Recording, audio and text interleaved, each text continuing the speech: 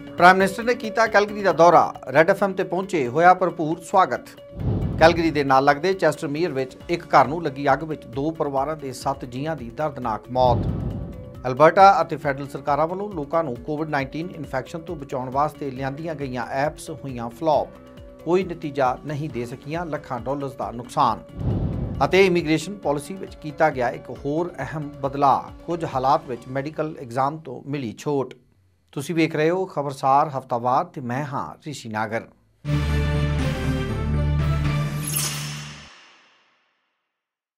एक दिन कैलगरी दौरे ते पहुंचे प्राइम मिनिस्टर जस्टिन ट्रूडो ने रेड एफएम ते अपनी पहली इन स्टूडियो इंटरव्यू विच कहा कि सूबे की आवाज़ उन्हां दी सरकार विच जरूर होनी चाहिए है ताकि इस सूबे लई भी लोगों की बेहतरी का काम किया जा सके। उन्होंने कहा कि अमरजीत सोही के मिनिस्टर हुंदियां कई वड्डे काम अल्बर्टा वास्ते किए गए तो ट्रांस माउंटेन पाइपलाइन का काम नेपरे चढ़ाया गया।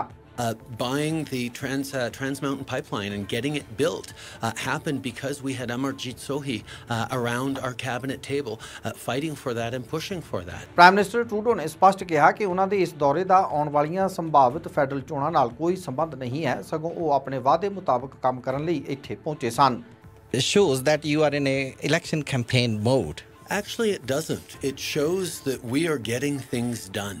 I think everyone knows that this past year has been very, very difficult, and we've been really focused on supporting people through this pandemic, which has been very, very difficult. But at the same time, we've been working on how to rebuild our economy better, how to support, how to get things going quickly. And as our economy opens up again, there are lots of things to announce, lots of things to be doing. So I've been taking advantage of the fact that our caseloads are now lower, that people are getting vaccinated, to be able to travel a little bit more and make the announcements on things that we've been working on for many, many months. ਅਗਲੀਆਂ federal ਚੋਣਾਂ ਕਰਵਾਏ ਜਾਣ ਦੇ ਮੁੱਦੇ ਉੱਤੇ ਉਹਨਾਂ ਸਵਾਲ ਨੂੰ ਟਾਲਦਿਆਂ ਕਿਹਾ ਕਿ ਅਜੇ ਦੇਸ਼ ਨੂੰ ਕੋਰੋਨਾ ਵਿੱਚੋਂ ਬਾਹਰ ਆਉਣ ਤੇ ਆਰਥਿਕ ਰਿਕਵਰੀ ਕਰਨ ਦੀ ਜ਼ਰੂਰਤ ਹੈ। रेड एफएम नाल अपनी एक्सक्लूसिव इंटरव्यू में प्राइम मिनिस्टर ने कहा कि यूनीवर्सल फार्माकेयर प्रोग्राम की गल तो चली है, पर सूबियां के सहयोग तो बिना इसनूं लागू नहीं किया जा सकता। नाल ही उन्होंने कहा कि फैडरल सरकार सूबाई सरकारां दे कम्मां विच दखलअंदाजी नहीं करेगी। It's a huge priority for all Canadians, but it's something that the provinces have to deliver in partnership with the federal government. Racism के सवाल ते प्राइम मिनिस्टर ने कहा कि सरकार नस्लवाद नूं लगातार कंट्रोल करने की कोशिश कर रही है तो इसलिए कदम चुके भी गए ने। क्यूबैक के बिल 21 उत्ते टिप्पणी करदिआं कहा कि उत्थों के वसनीकां ने उस कानून नूं अदालत विच चैलेंज किया होया ते इस दे नतीजे सामने आ जाणगे। Individual people in Quebec are taking their government to court to stand up for their rights, and Canada has a system that allows for that, and that's where we are moving forward in the right direction. प्रधानमंत्री ने red FM ते staff members नाल गलबात भी की ते उन्हां नाल यादगारी तस्वीर भी करवाई।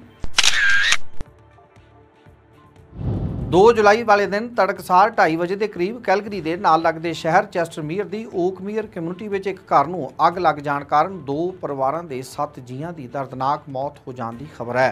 मरण वालियां विच 4 बच्चे शामिल ने। इस घर के मालिक अमजद कमाल की पत्नी बातूल राशिद ते उन्हां दे 5 बच्चे रहिंदे दस्से गए ने। एक दिन पहला ही अमजद कमाल का भरा असद कमाल, उसकी पत्नी राफिया ते उन्हां दे 3 बच्चे इस घर विच पहुंचे सन ते रात इत्थे ही ठहर गए। तड़कसार अग लग गई तो इस विच लगभग 38 साला असद कमाल, उसकी पत्नी राफिया, घर के मालिक अमजद की पत्नी 35 साला बातूल राफिया की मौत हो गई। मरण वाले बच्चों में 12 साला लड़की, 12 साला लड़का, 8 साला लड़की ते 4 साला लड़का शामिल ने। अमजद कमाल ते 4 बच्चे इस घटना विचों सुरक्षित बाहर निकल आए। Islamic supreme council of Canada के मुखी इमाम सईद सोहरवर्दी ने दस्सिया कि परिवार हमेशा भाईचारक कामां विच सेवा देने वाला रहा। साबक कैबिनेट मिनिस्टर लीला अहीर, MLA इरफान साबर मौके पर पहुंचे तो परिवार के मैंबरों नाल अपना अफसोस प्रगट किया। फैडरल सरकार वालों $20 मिलियन का खर्चा करके बनाई गई स्मार्टफोन एप्लीकेशन का कोई खास नतीजा नहीं आ सकिया है। इस ऐप नूं बनाउण दा उद्देश सी कि लोगों नूं कोविड-19 एक्सपोजर तो बचाया जा सके। कोविड अलर्ट ऐप पिछले साल लॉन्च की गई सी ते कई सूबियां विच इस नूं लॉन्च किया गया सी, पर अल्बर्टा सरकार वालों अपनी ऐप लॉन्च की गई होने करके इस फैडरल ऐप नूं लॉन्च नहीं होण दिता गया सी। उधर अल्बर्टा सरकार ने दोष लगाया कि प्रोविंशियल ऐप नूं फैडरल सरकार ने कामयाब नहीं होण दिता।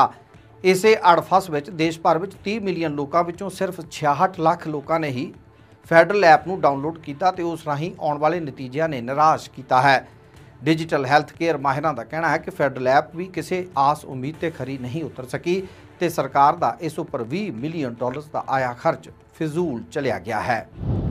ਕੈਨੇਡਾ ਸਰਕਾਰ ਨੇ ਕੁਝ ਵਿਦੇਸ਼ੀ ਨਾਗਰਿਕਾਂ ਨੂੰ ਕੈਨੇਡਾ ਦੀ ਇਮੀਗ੍ਰੇਸ਼ਨ ਐਪਲੀਕੇਸ਼ਨ ਦੇ ਹਿੱਸੇ ਵਜੋਂ ਮੈਡੀਕਲ ਐਗਜ਼ਾਮ ਕਰਵਾਉਣ ਤੋਂ ਛੋਟ ਦੇਣ ਦਾ ਐਲਾਨ ਕਰ ਦਿੱਤਾ ਹੈ। ਜਦੋਂ ਲੋਕ ਕੈਨੇਡਾ ਆਉਣ ਵਾਸਤੇ ਐਪਲੀਕੇਸ਼ਨ ਫਾਈਲ ਕਰਦੇ ਨੇ ਤਾਂ ਉਹਨਾਂ ਨੂੰ ਕੈਨੇਡਾ ਵਿੱਚ ਦਾਖਲ ਹੋਣ ਤੋਂ ਪਹਿਲਾਂ ਆਪਣਾ ਡਾਕਟਰੀ ਮੁਆਇਨਾ ਜਾਂ ਮੈਡੀਕਲ ਐਗਜ਼ਾਮ ਕਰਵਾਉਣਾ ਲਾਜ਼ਮੀ ਹੁੰਦਾ ਹੈ।